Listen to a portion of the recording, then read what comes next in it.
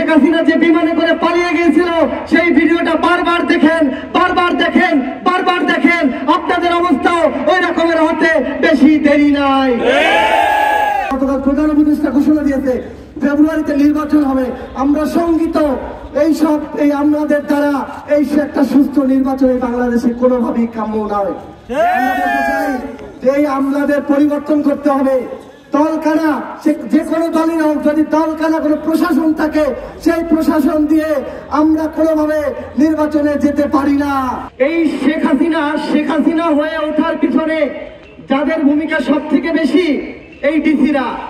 2018 সাল 2024 সালে যে নির্বাচন হয়েছে সেই নির্বাচনে এই ডিসিরা শেখ হাসিনাকে আশ্বস্ত করেছে আপনার দলীয় নেতা কর্মী দরকার নেই, আমরা আপনাকে পাশ করিয়ে 300 আসনই জাতীয় সংসদে পাঠাবো।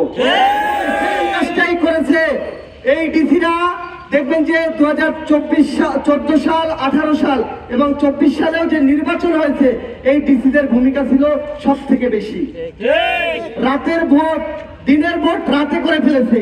2024 সালের 5 আগস্ট পরবর্তী এই বাংলাদেশে যদি প্রশাসন এই সচিবরা এই ডিসিরা যদি মনে করে তারা আবার সেই আগের যুগে ফিরে যাবে, তাহলে বলবো শেখ হাসিনা যে বিমানে করে পালিয়ে গিয়েছিল সেই ভিডিওটা বারবার দেখেন, বারবার দেখেন, বারবার দেখেন। আপনাদের অবস্থাও ওই রকমের হতে বেশি দেরি নাই। সংগ্রামী নেতৃবৃন্দ, বিএনপি থেকে আপনারা জানেন যে 5 আগস্ট পরবর্তী দলীয় নেতাকর্মীদের শান্ত রাখার জন্য তারা জানতো গলাচিপা অশান্ত, তারা জানতো। এজন্যই বিপিনুর হক নূর যখন তার এলাকায় আসে বিএনপি থেকে দেখবেন যে একটা চিঠি দেওয়া হয়েছিল।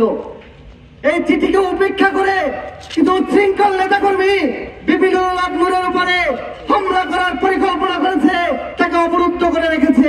সে অবরুদ্ধ থাকার পরে প্রশাসনকে ইনফর্ম করেছে যে আমাকে অবরুদ্ধ করে রেখেছে, আমরা এখন কি করব। যদি আমরা যেতাম আমাদের সেখানে হাজার হাজার নেতাকর্মী ছিল, আমরা যদি পাল্টা আক্রমণ করতাম সেখানে রক্তের বন্যা বয়ে যেত।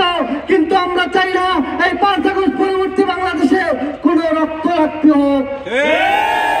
ডিসিকে জানানোর পরে সেনাবাহিনীকে জানানোর পরে সেনাবাহিনী যখন ওখানে যায় এই ডিসির পক্ষ থেকে কোন রকমের সহযোগিতা সেখানে করা হয়নি।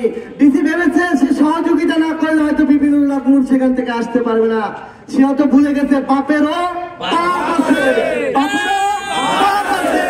এই সেনাবাহিনীর ঊর্ধ্বতন কর্তৃপক্ষ তখন তাদেরকে অর্ডার দিয়ে বিপিনুর হক নূরকে সহি সালামতে সে আবার গলাচিপা রেস্ট হাউসে গেছে। এই প্রশাসনের পক্ষ থেকে বারবার বলা হয়েছিল ভাই আপনি গলাচিপা থেকে ঢাকা চলে যান। গলাচিপা মানে ওদের বাপ দাদার যে গলাচিপা ছিল। আমরা বলতে চাই বিপিনুর হক নূরের সাহসিকতা সব হামলা মামলা উপেক্ষা করে তিনি এখনো গলাচিপায় আছে, আর সে চরবিশ্বাসে সমাবেশ করতেছে। 5 আগস্ট পরবর্তী বাংলাদেশে এই দেশটা কারো কাছে ইজারা দেয়নি আমরা। এই ছাত্র আন্দোলনের যে স্পিড, এই স্পিডকে যারা ধারণ করতে পারবে না তাদেরকে প্রশাসনের কোন লেভেলে আমরা চাই না। আমরা মাঝে মাঝে শুনি ছাত্র আন্দোলন করা বিভিন্ন ছাত্ররা যখন ডিসির কাছে যায় সে নানাভাবে তাদেরকে তুচ্ছ-তাচ্ছিল্য করে।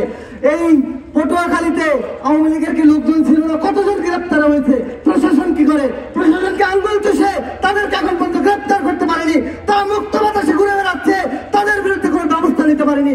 এই দলকানা এই ডিসির যদি পদত্যাগ না হয় আমরা দুর্বার আন্দোলন করে তুলবো। ডিসির পদত্যাগ না হওয়া পর্যন্ত আমাদের আন্দোলন চলমান থাকবে। আমরা বলতে চাই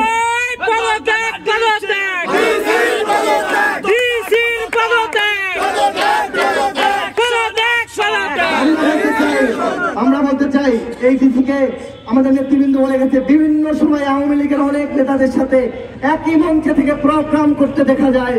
আপনারা কি জাত ভাই যে একই মঞ্চে থেকে প্রোগ্রাম করেন? আপনাদের কার চাকরি দিয়ে মঞ্চ থেকে বিদায় দেওয়া উচিত ছিল।